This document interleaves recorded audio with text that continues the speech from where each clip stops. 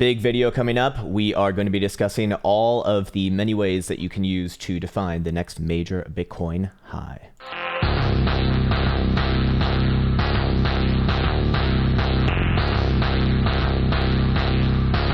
Well, my dear Bulaws and Barrows, welcome back to Krown's Crypto Cave. No live stream this morning, but we do still have plenty to talk about, and actually going to be a little bit more of a subdued video today because we really do have to focus in on all of the major market metrics that we're going to be looking at today.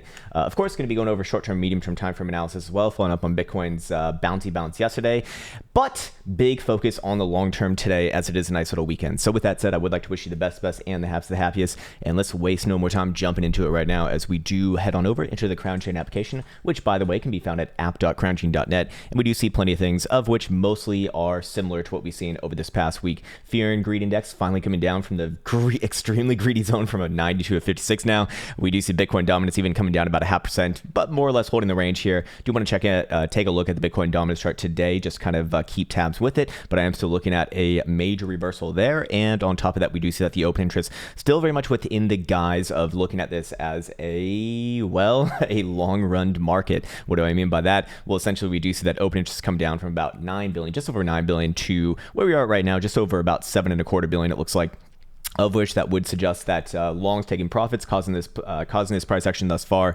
And with that said, that will really start to set up conditions for looking for a major reversal if those can be, of course, met. Into the market data tab we go, wasting no more time. Actually, no, I do want to check out the top 10 coins and top worst coins right here. I actually think that this is like really funny data. If you can actually read this on your screen, I feel like my screen right now is not super clear, but hopefully that's just a function of my shitty monitor, which is sideways right now. Anyways, so what do we see right here? We actually see shitcoins going absolutely crazy. Cardano having a day, Elrond having a day, basic attention token, which I thought that one was like long gone, man. But that one having a day as well. So we're seeing plenty to do over there. Phantom, however, not having a nice day, having a red dildo day, down 30%. Jesus, man, that's a major outlier. Everything else more or less just a clean negative 5% on the day, which is nothing for cryptocurrency land. Of course, if you saw that or if you showed that to like a major traditional market investor, they'd probably start screaming, but all good in cryptocurrency land. You can just enjoy the red dildo party. Anyways, into the market data tab we go. And again, this is kind of what I'm looking at right here with the price action chart overlaid with the open interest chart, as we do see it level out. And as Bitcoin actually does put a nice little bounce, we do see a little bit of positions added right there. But more importantly, this takes a lot of time. So with that said, as long as Bitcoin does not break that $45,000 level on a daily closure, I would look at this still as reaccumulation. That does obviously imply that if Bitcoin does break that region, then we're going to be looking at a significant downturn once again, at least down to the next major levels, somewhere around about 39,000 to 40,000 bucks. But for now, all good in the hood, and we do see that open interest rate has actually had a full-on reset, even getting onto negative territory for some exchanges down here at the end of the week, but now popping back up a little bit on FTX. But still, none of these are above the threshold. None of these are critical. None of these are a major issue or anywhere near a major issue as it is right now. The majority of exchanges actually below even 0.05% region. So longs aren't paying that much to hold their positions, and for the most part, assuming that they did buy the $45,000 level, they are in profit right now. Anyways, well, that's a big assumption to be fair. Anyways, looking at the fear and greed index, you can also see that this is really the first time that we've been kicked out of the extremely, I would say, optimistic zone, so to speak, and actually staying down there for a prolonged period of time, except for these, very quick V's that we saw in January. So what does that mean? Well, again, a bit of a market sentiment reset, as Bitcoin does have about a 20% downside move from the top side of the of a current all-time high at about 58,000 bucks to where Bitcoin landed at about 44,000 bucks a couple days ago. That was. Anyways, with all that said, yes, we want to get in the charts now. We want to get in the charts nice and fast. And we're going to start off with CME, because CME did close for the weekly and monthly yesterday. This is the end. This is the end. No, what do I mean by that? We already saw the last trading day of the week, so we can actually analyze the monthly and weekly closure, and that very heavily influences spot price action, obviously, because they are anchored against each other. And with that in mind, I mean, they pretty much just follow each other almost always anyway. So with that in mind, yes, we we did clearly close above the monthly top shoulder band, which I would say is more or less a good thing long term. Obviously, that's going to be rising up pretty damn aggressively, as you can see. From January to February, it rose up almost $10,000 and currently resting in around just below $35,000. So it would be relevant to very likely see this in March on open travel up all the way into the mid, maybe low, maybe even mid $40,000 region. I'd just kind of postulate myself about $43,000 to $44,000, and that very likely does come in with another backstop on price action, similar to what we saw back and over here. When you're trending above the topside Toronto band in a breakout blue sky territory type of market, you typically use the topside Toronto band until it stops working, by the way, which at some point it will. We can go document the weekly soon enough. But as long as you're trending above there, I do look at that as macro trend in motion and still bullishly biased, of course, and that the topside Toronto band will become a basing for price action, similar to what you see right here, similar to what we saw this month, similar to what you saw the month before that, of course. However, we do see, wicks below, but as long as it's closes above, you can see that that is an area of accumulation essentially. So with that in mind, obviously closing very, very, very, very, very far above, about $10,000 above, as we just said. So keep an eye on that one coming into the open of March, see what that level is, because that's going to become a natural support, and that also would imply that if Bitcoin starts to break that on maybe a daily time frame, then well look out below. But of course, again, that is very much in line with the long-term pivots that we set on Bitcoin. So confluence would be very, very good. Tentatively speaking, I would imagine it probably lines up somewhere around $44,000 or $45,000, and that would be very much in line with the daily structure. So I really like that confluence right there, and I'd be looking for that to kind of be a big play, or potential big play, I should say. Anyways, it's not financial advice. I'm not a financial advisor. I'm a financial derper, and that is exactly who I am. Anyways, going on to the weekly, obviously not closing above the top side Toronto band. So at some point, this obviously will, well, not work. I mean, things don't just like make new all-time highs and then never not make new all-time highs, obviously. But as you can see, when you are trending above the top side Toronto band, like you are right here, it can take some time, obviously. And with the monthly still going, I would respect that for the macro. The weekly, obviously, going to be getting some, pretty nasty pullbacks, as we've seen in Bitcoin's history. It does like to play out those 20 to 30% pullbacks, sometimes even 40%. On these generally bullish markets, which can be very confusing for a lot of people because, you hear the word bullish, you think green dildos, and then all of a sudden you get smacked with a fucking red 20% dildo right in your face, and it's like, hey, what the hell was that, man? I wasn't prepared for that. And actually 23.75% right there. And fair enough. I mean, of course, that's why we love Bitcoin. It's volatile as all hell, provides a lot of opportunity. But in this case right here, yes, we do see this week actually failing. So that does side in the bias for, at the very least, or at the very best for next week, Bitcoin probably does play at a bit of a consolidation range. That's what Bulaws are looking for right here. Bears will very likely try to make a run down towards the 9 exponential moving average right here, which by the way is right around that $40,000 target. I would say probably a wick below there, somewhere around $39,000, a little bit more likely. And I would be looking for bounces at the same time. So with that in mind, we can see very clearly what both sides are trying to do here by the weekly. And then, of course, if we go to the daily, is there anything to be spoken about right now? Or should we just go into regular price action charts? Well, the thing is that technically speaking, yeah, you do have what would appear to be a head and shoulders going on right here.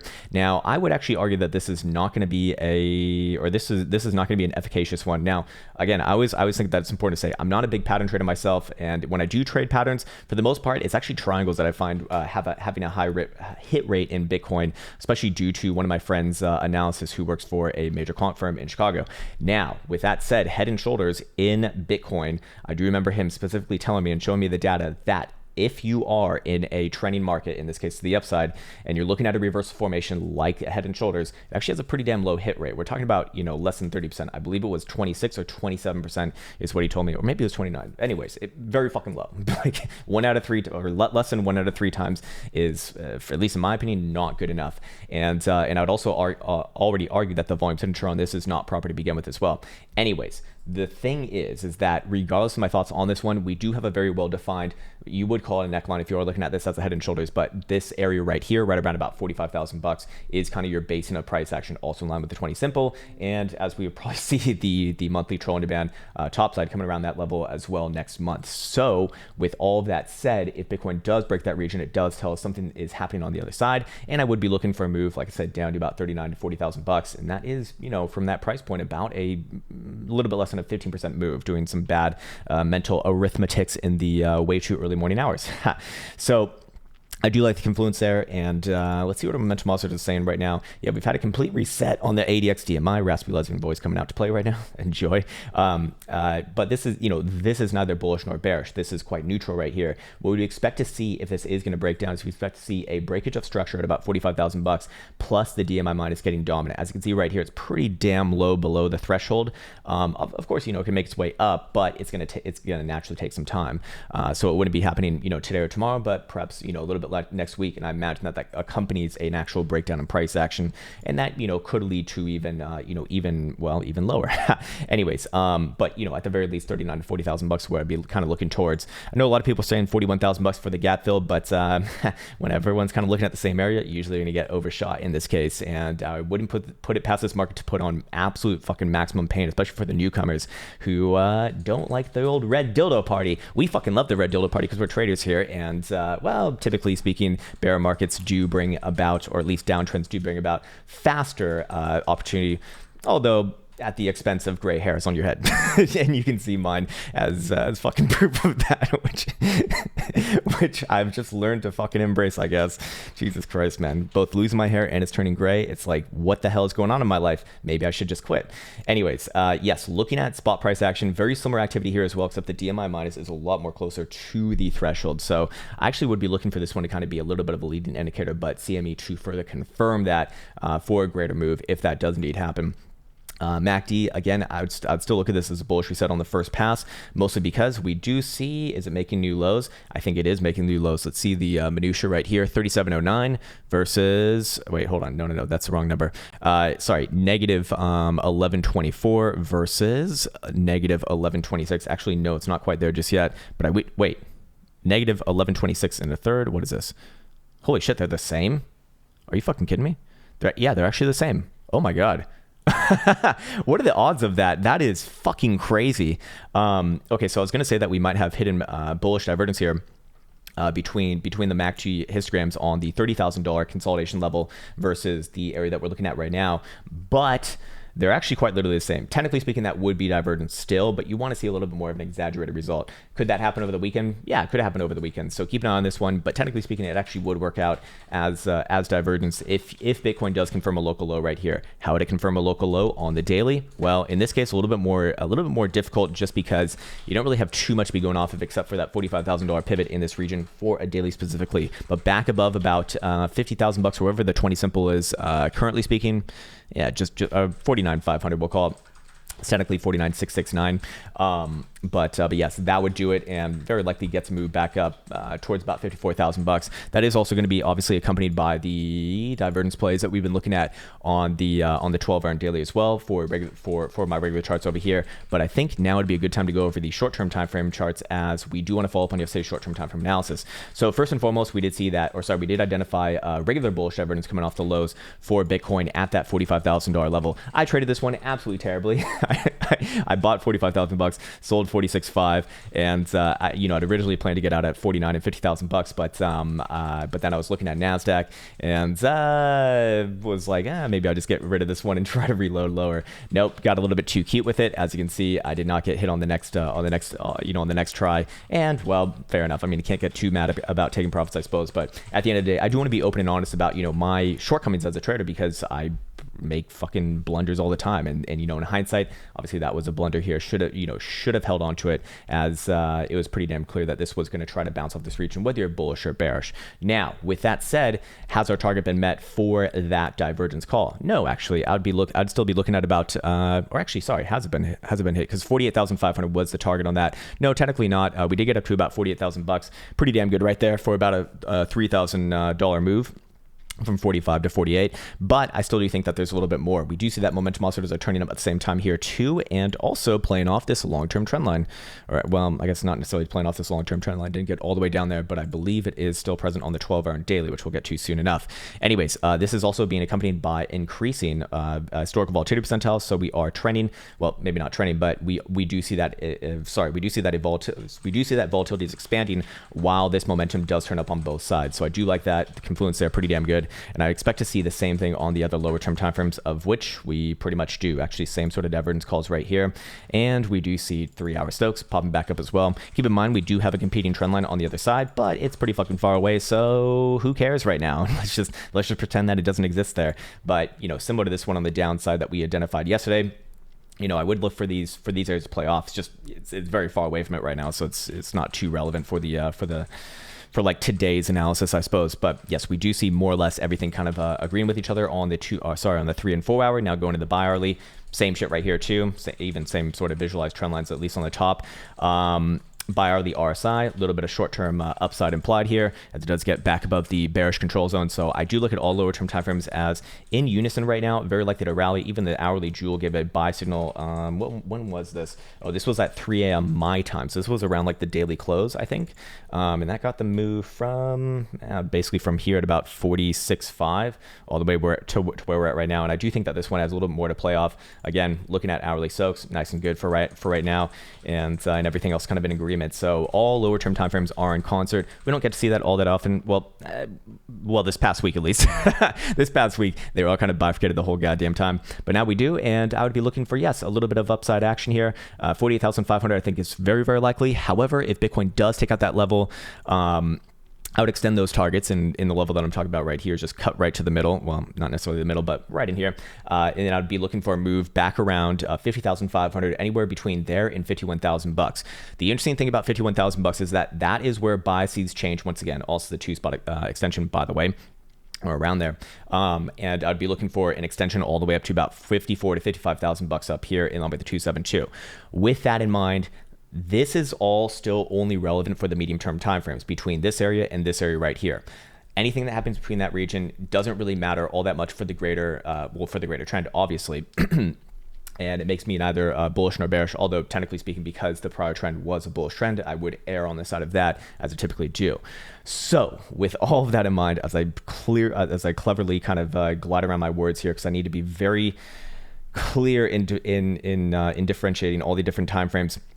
What we also can say is that below these pivots, 45,000 bucks, obviously we talked about that. That is your confirmation of daily downtrend, and 39,000 to 40,000 bucks where I'd be looking towards. Just like this area over here, that would be indicative of very likely new all-time highs incoming relatively soon. That's kind of like the breakout area that I'm looking at right now, and that would be again 54,000 bucks on a daily total closure. If I'm using a 4 hour, I'd probably use 55,000 bucks, and that'd very likely imply new all-time highs. Still have the $62,000 level marked off to the upside, in line with the 3-spot extension right here, and then of course several targets higher than that, but of course one before the next. And more or less I'm kind of looking for Bitcoin to trade a little bit sideways here, more than anything right now. So with a short-term bullish twist, that is.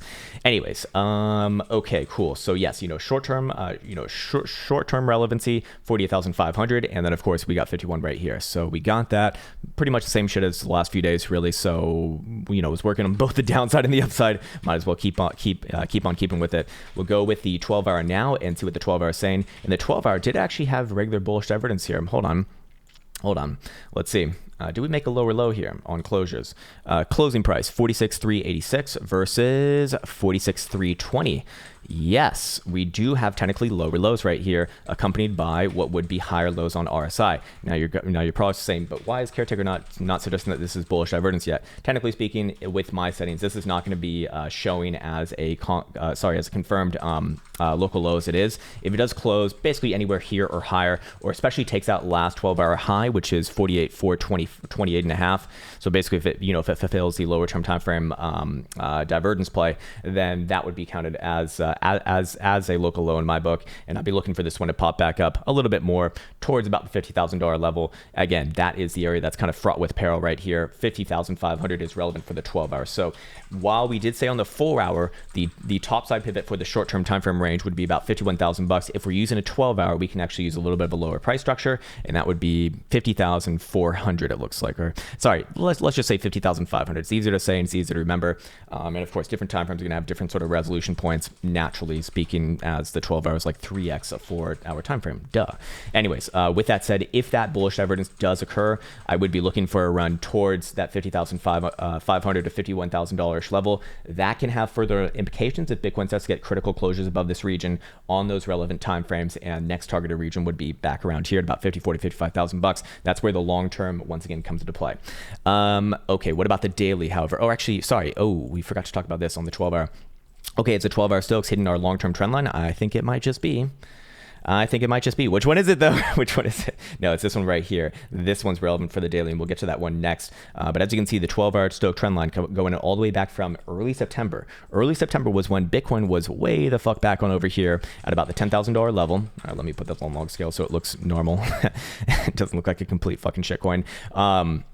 Right around 10,000 bucks in September on this reaccumulation, and then of course that is connected with, you probably fucking guessed it, but that would be connected with this low right here. This was in middle of January. That was another consolidation, a reaccumulation phase with Bitcoin right around 31,000 bucks. Now you can see that it's once again hitting this region when Bitcoin's another 15,000 bucks above that region, which is showing that sorry, while we haven't necessarily seen it turn back up again, I would be looking at this as sorry, if it does respawn, then perhaps the same sort of implications as well. This is all just reaccumulation. Again, a lot of things need to happen first and foremost, and as you can see, it is losing a little bit of momentum right now, but still has a little bit of work to do. I think this is further verified by the daily, of which you can see this one coming in all the way back from February, March of last year. February, March of last year was around that coronavirus dump time. Isn't that interesting? So it did catch the low of that. Then again, connected with the September accumulation lows. Then again, that January accumulation lows. And then once again, you'll see it very likely test this region. Not today, but maybe tomorrow. After today's closure on the next open. Maybe at the latest, that would be Monday. So fair enough.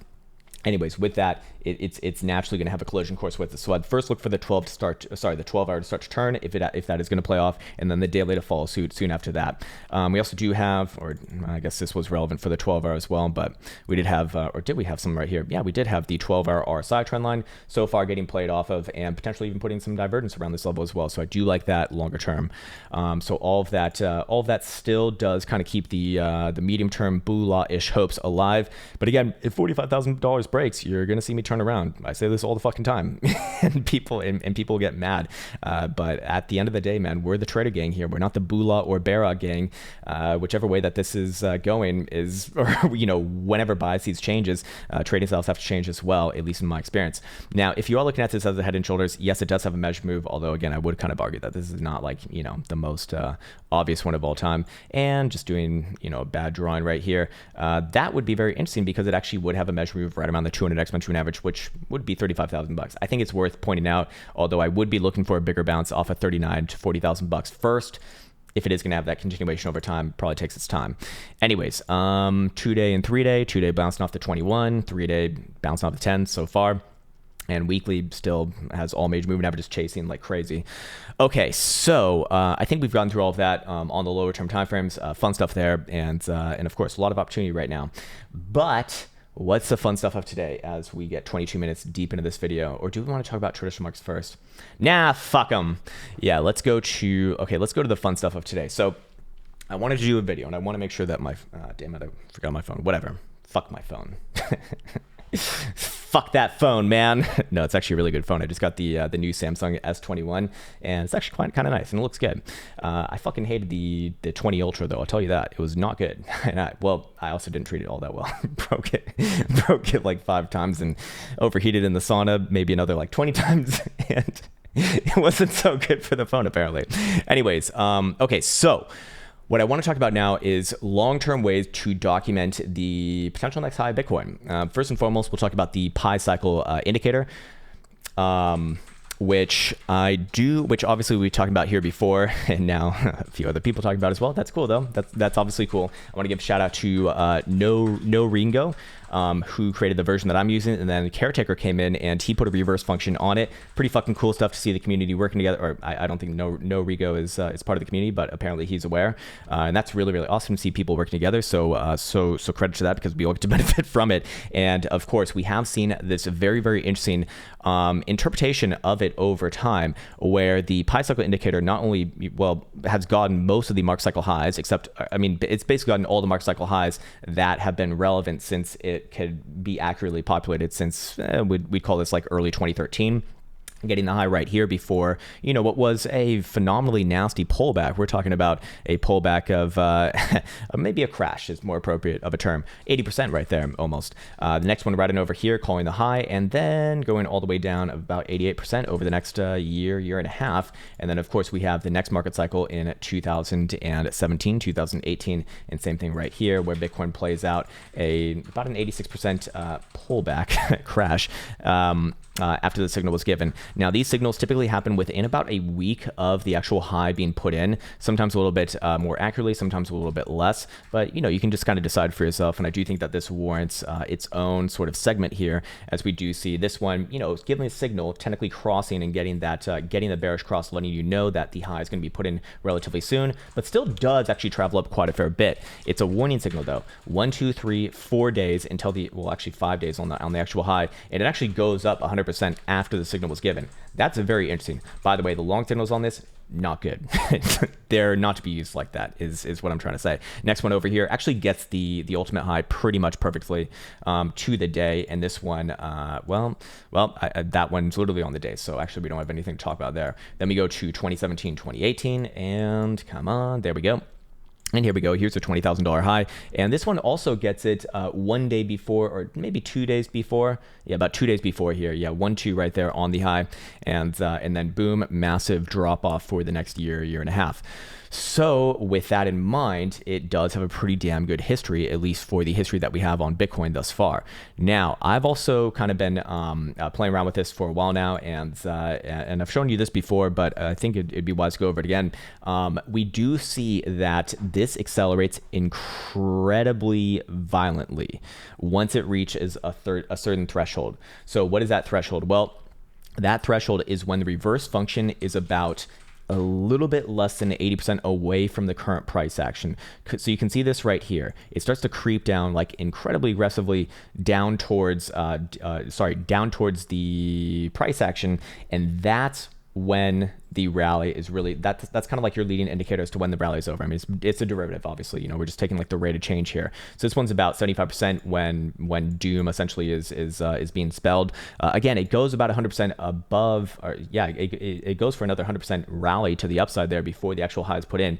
But major warning signal, obviously. And I'd even say back around here is where things really start to get a little more aggressive, and that's around the 75 to 80% region. Then we can go to the next cycle in 2014, and very similar results right here. You can see that this starts to really increase its aggressiveness about 4 to 5 days beforehand. And how far away is price action during that time?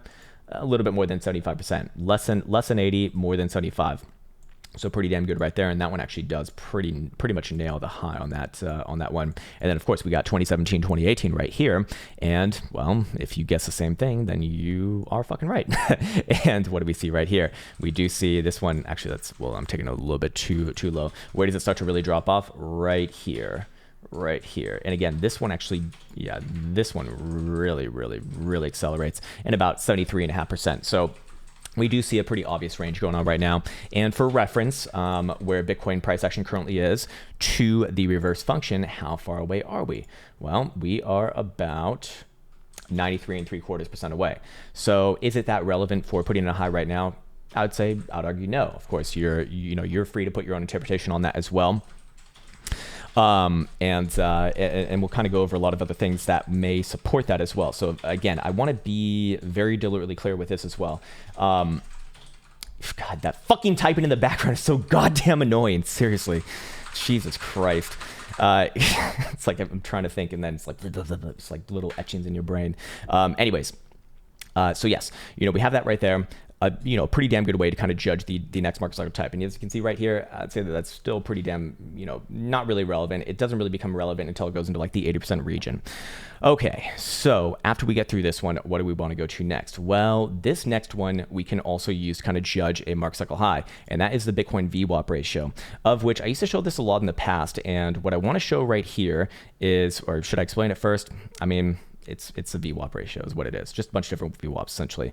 You can read about the actual signature right here. Anyways, I think the chart itself kind of is pretty damn self-explanatory. We've seen all the macro highs in Bitcoin land happen when that blue V-Wap gets to quite literally this level right here. You can see, I mean, you can just draw, well, it's actually just drawing a trend line for you, and you can see that pretty much nails all the highs going all the way back to 2011. So I'm talking about this high right here, which it's like how much you even trust it out over there. It even shoots up a little bit above. Fair enough, still a little bit more shaky, but does work out. Then we have this one right here, obviously, in 2013. Then we have this one right here in 2014. We have this one in here, 2017, 2018. And then right now you can see that Bitcoin's kind of flirting with it. It is pretty damn close to it, but not quite there just yet. So I would say that this is, a little bit more concerning. And probably the closest thing that I would be looking at that could potentially signal the next major high. But for right now, still a little bit further away. And as you can see, it does take a while for it to actually travel up as well. So while it does look like it's pretty damn close, it would still take some time to actually get that next few millimeters between where my cursor currently is right now and where that signature is actually. Well, I mean, just turned down anyway. So fair enough on that one. I mean, it's even further away right now. Okay, so what can we look at next? We can look at Bitcoin valuations over here. Another long-term chart. Oh, by the way, you can find all of these at woobull.com. Willy Woo is he's a pretty damn interesting guy. I definitely recommend checking him out. He deals more with like on-chain metrics, as you're kind of seeing right here. And while that's not my main driver, because I'm not really like a long-term investor, I do think that it is very much relevant to that sort of a crowd, and I think that's a lot of people on a channel like this. Anyways, what we're looking at right here is we're looking at the top. We're looking at the top cap is what this is called. What is a top cap? Well, you can read the definition down here. It's essentially just the average cap multiplied by 35. And what's the average cap? Well, the average cap is the forever moving average of market cap, which is the cumulative sum of daily market cap values divided by the age of market in days. A little bit of a lengthy explanation there, but basically, as you can see, it is called all tops in Bitcoin land on all the macro cycles. So we're talking about this one right here, we're talking about this one right here, this one right here, and this one right here. So the last four perfectly done. And this one, again, it's not necessarily good. Oh, motherfucker, I did it. Oh man, I really did it right there. All right, there we go. Fucking hate that function on this thing, man. Just put it on TradingView for the love of God. I want to be able to look at this properly and without this blinding white in my face. Anyways, so looking at this right here, we do see that it is pretty damn far away from that top area, but this is obviously ever evolving. So it's not going to forecast that in the future. It's going to tell you about when it happens and give you big warning signals as Bitcoin starts to approach this region right here, obviously. So again, pretty damn far away for what it's worth right now. And the top side of that would be about 1.5 trillion for market cap, which is about a 50% increase from where we're at right now. Well, I guess maybe more than that, because Bitcoin hit about 1 trillion on its move to 58,000 bucks last week, I believe that was. So you probably come down a little bit from there, maybe like 900 billion, but around the area, essentially, it still works out. Anyways, my point is that it's pretty fucking far away. Anyways, moving on. What do we have after that? We have the Bitcoin network momentum. I think this chart is incredibly compelling. Again, another explanation down here. I don't think that this is completely necessary to get the overall understanding of this chart. And what are we looking at right now? Well, we're seeing a lot of things right here. So you can see that Bitcoin enters its bull market cycles when the network momentum is in an uptrend. It also enters its bear cycles when it's in a downtrend. It's like, okay, very, very clever right there. It also typically ends these cycles, by the way, on divergence calls as well, as we see in 2013 and 2014 right here, and then 2017 and 2018 right here. I mean, this is 2017, this is 2018 right here on the actual high. Significant divergence, to be fair. Anyways, my point is that right now, we haven't even seen we haven't even seen this go into an uptrend, which is very compelling. Your uptrend begins right here. This is where your uptrend begins. which is pretty damn far away from where we're at right now. This to me looks like an accumulation region over a long period of time. Now, it is turning down currently. Could it be that we're going to go back down and take another stab at the low of this region? Maybe yes. I'm not so sure about that. But I do think that it's incredibly interesting that we haven't even seen this go into an uptrend throughout this whole rally from 10,000 to 60,000. So if you are the ultra perma bull, this is probably what you're looking at. For reference, the last time that we saw an accumulation phase was all the way back down over here. Here's where it actually confirmed the uptrend on right after the actual low. So it didn't necessarily time the momentum going to the upside all that well, but more importantly, it did tell you that it's no longer time to be short here, and it's time to be looking for longs. And over the next years or next half year, obviously it levels out a bit, and then your big massive bull market does begin. You can see that starts right here, and well, just off to the races after that. Anyways, my point is on this one is that we haven't even entered into an uptrend on this, which I keep on coming back to, and I've been holding off on throwing this information out there because I thought it would be too good to be true. Basically, I mean, it does kind of sound ridiculous to say that, but technically speaking, and this has been just about perfect in the past, we don't even enter into like bull market territory. That can't be right though. I mean, this is a fucking bull market. Bitcoin went 200% to the upside. So take this with a grain of salt. But according to this chart, it would say that we haven't even entered into that, into what would be similar to the actual breakout of 2016 coming out of this market cycle right here, and then this same sort of accumulation right here. Now you will notice that both of these precipitous moves were actually pretty damn aggressive as well before entering into that region. So could you make a correlate between that and what we're looking at right now? Maybe yes, that could work as an explanation, but I'm not so sold on it myself. So I think this is one of those charts that I'll just kind of give my opinion on it, but say at the end of the day, make your own opinion about this one. I think that this is really compelling data if if you are looking at that long term. By the same token, it also suggests that we're probably going to come down. It's just put in another lower high as it is right now. So testing the downside probably going to be the next sort of segment of this leggy market. Okay, so that was network momentum. Let's also look at Bitcoin price models. Or I think we already did this. We looked at valuation models. Here's price models. It's the same thing. I think it's the same thing. Yeah, it's the same thing. Okay, so we've already covered that. The top cap right here. Let me just make sure that this is yes. Okay, yes, both top caps. So same shit, just different other metrics on this chart, and same interpretation. So we'll get rid of that one. We don't need it. We're out. Okay, so what's another couple ways that you can actually judge the next market cycle high? Like, when is the party over? Because I think that's a lot of people's questions right now. When is the mega bull over? Well, here's another way that you can use that has been actually perfect since the dawn of time of Bitcoin. Will it get the ultimate high for you? No. Will it get the momentous drive to the downside? Actually, yes, it will. And every fucking time Bitcoin has had a weekly reversal, we have seen our major massive bull markets and our major massive bear markets. We're talking about, hundreds of percents to the upside versus usually like 70 to 80% to the downside. So what do I mean by this? Well, you can see that we basically start off in an uptrend right here. You get your higher high closure, boom, good, off to the races. I'll start with this one right here. You can see that this one obviously puts in the high. Where's your reversal? Well, your lower high is right here at about 11 and a half bucks. Your continuation is below 780. So bull market over right there. Boom, reverses for the next, almost a year it looks like. And we got our uptrend confirmed on this closure right here. And there's your bull market, going up to the fucking heavens. Same thing over here. Where's your reversal? Well, here's your high. Here's your lower high. Here's your continuation. Boom, down. That's your, and by the way, it doesn't look like much, but this is a 50% move from the reversal confirmation, by the way. And then to the upside, same thing. I mean, this is just incredible right here. This one confirms its uptrend right here on higher highs, 770% to the upside. And then same thing in 2013, 2014. High right here, lower high right here, continuation point right here, boom, down. Really heftily down. This one does get a pretty damn nasty bull trap, to be fair. But this one down about 77.25%. Then we get your full on reversal right here on the weekly, closing on higher highs. And that's your bull market for the next couple years. And it goes up about 6,338 fucking percent. Then same thing in 2017, 2018.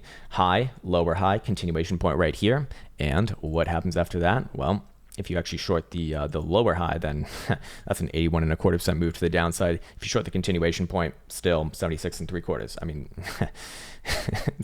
still, I think both of those are pretty damn good. So as it is right now, does Bitcoin have any lower highs in place?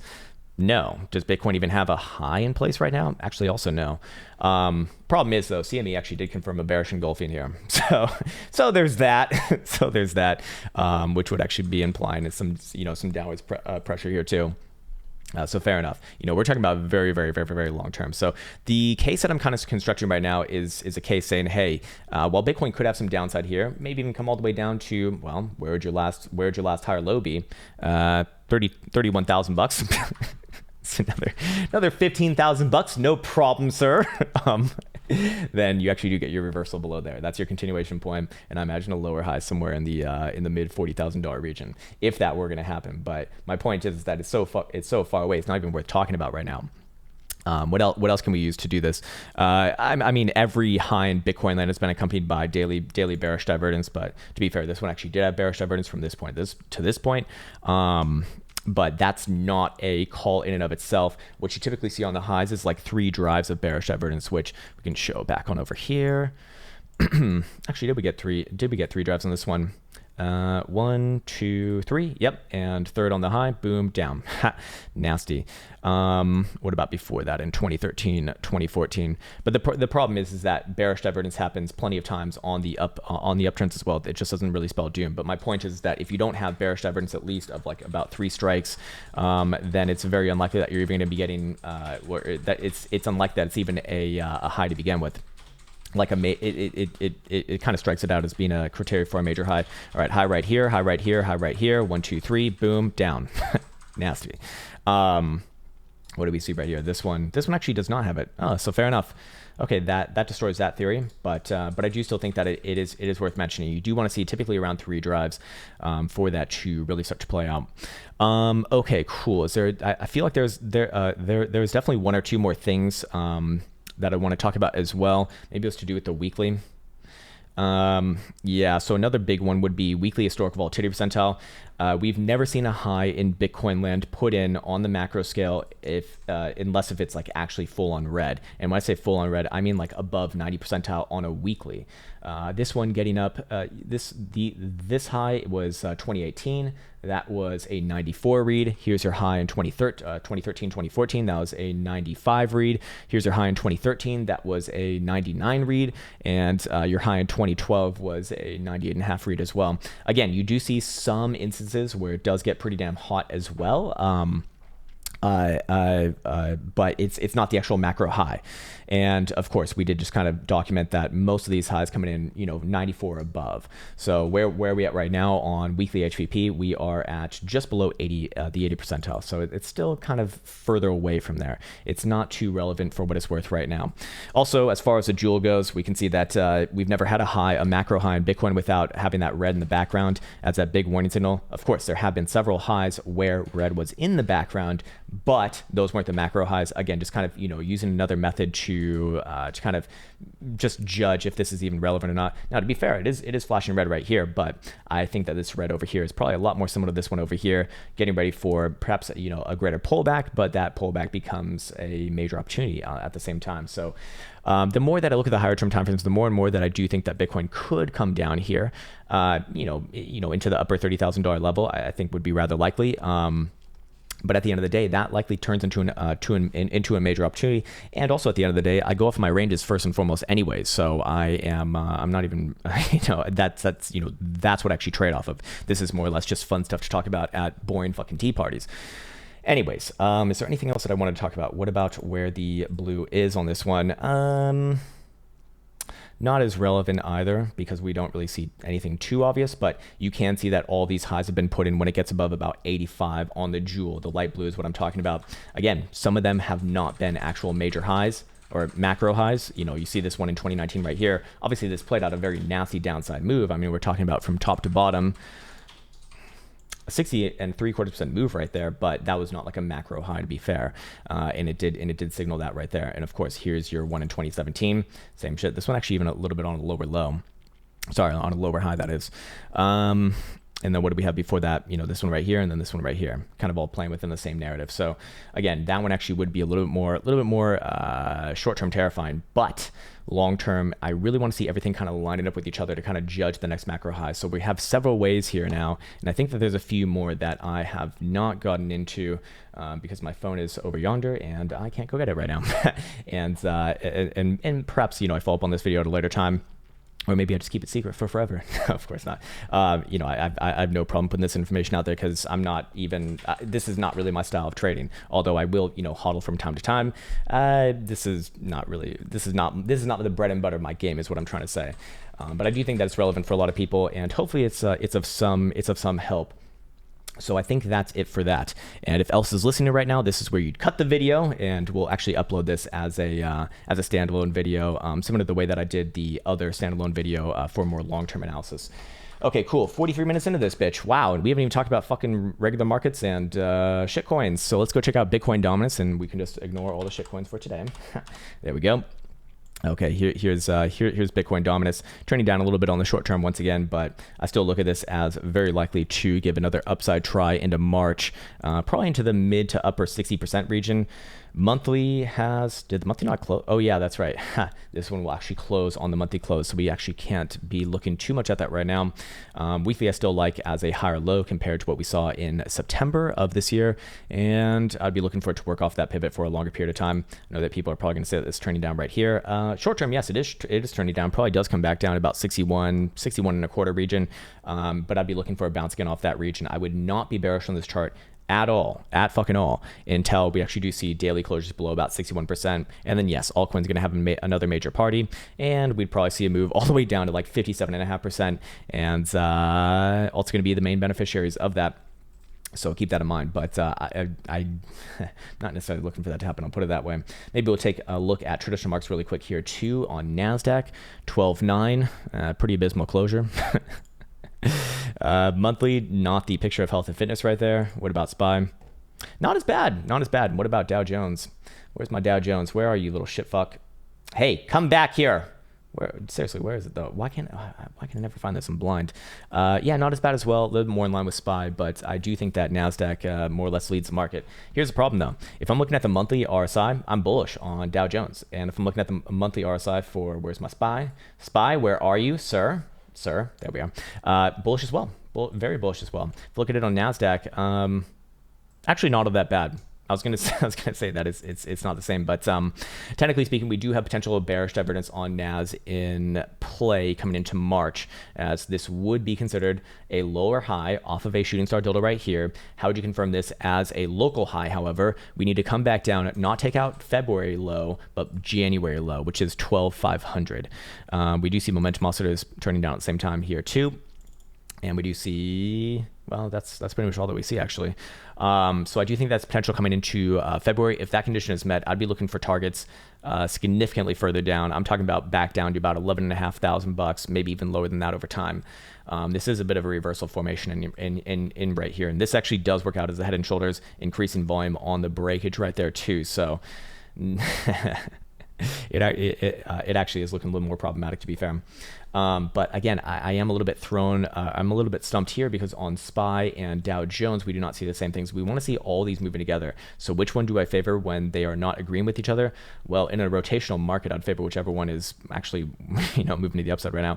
But in this case right here, we do see reversal in NAS, which is concerning. So I think what I'll say is that I'll hold off on really judging it further until we see it on Monday.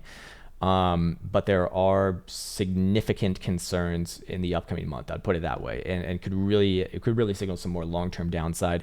And when I say long-term downside, I'd be looking for a long-term move where we see the monthly Stokes reset all the way back down to the levels that they've been rallying off of since.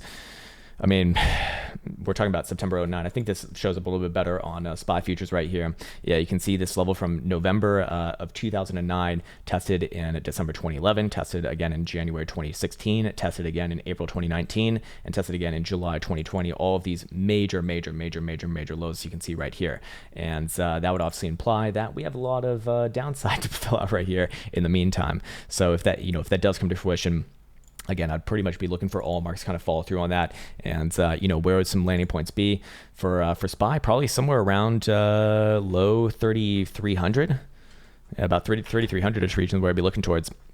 But again, a lot needs to happen before that becomes actionable. And I think waiting here, at least for myself, would be the right decision, because I do not believe that, I just don't believe it's actionable just yet. Anyways, should we check out Ethereum Bitcoin really quick? I know a lot of people want to check out Ethereum Bitcoin or just Ethereum in general. Probably setting up for a bounce relatively soon, but this looks like garbage long term now again. Weekly. Any sort of a weekly closure on Sunday below 3,100,000, and I would be significantly bearish on this one. Probably even looking for a prolonged downside market. I'm talking all the way back down to like 2.25 million satoshis over the next like 3 to 4 months. We do see that weekly Stokes turning down at the same time. We do see that weekly RSI kicked out of the bullish control zone. We do see monthly is doing a lot of concerning stuff as well here. Now, we don't really have too much history for this, to be fair, but it is quite interesting that it has been rejected from this 68 region right here on the Stokes since its whole life. Monthly RSI, inconsequential, just neutral sideways, so not really too much to say on that. What about Ethereum USD? That's not looking good coming into the monthly closure. A little bit of a shooting star dildo there as well. Could we be getting ready for a greater pullback? It is starting to look a little bit more and more like that, actually, to me. But does Bitcoin play at a short-term time frame bounce first? I think likely yes, but pressure is down as long as below 55,000 bucks on Bitcoin, and for Ethereum, I'd say that same level would be akin to the 1,800-ish level right here. Yeah, about 800-ish level. Still working on lower highs right there. Anyways, lower term timeframes look very similar to Bitcoin, not as confidence inducing as Bitcoin, but I would be looking for Mr. Buteau to probably take another move back up to like 1,600 bucks. Maybe even over this weekend, we see the same operations on our momentum oscillators like Stokes and RSI playing out bullish divergences all the way around. So short term, I'd be looking for a little bit of upside, and then we'll come back to it likely in line with Bitcoin tomorrow and Monday, of course, on the live stream. I think this is a good place to leave off this video. There's a lot in this video, 50-minute video. Jesus Christ. I salute you if you stayed all around this way. This is for the true TA nerds right now. And I want to also say about all of the stuff that we spoke about on the long-term analysis, while it is very much relevant, and I do think that's very interesting data, again, am I using that to base my day-to-day decisions off of? Well, no, because like the macro cycle is not relevant towards my day trading behaviors if I do want to be a day trader, obviously. So again, take it with a grain of salt. I'm not trying to cause any sort of FOMO. I'm not trying to cause any sort of like just weird fucking ideas, romantic ideas about Bitcoin going absolute bonkers. But I do think that there are a lot of, very well documented and very well verifiable data in there that you are more than welcome to make your own decisions on. I've kind of given my own opinions here, and I'm sure that they'll evolve over time, and I will be updating on that. So with that said, I do want to wish you the best once again. Take care, and until next time.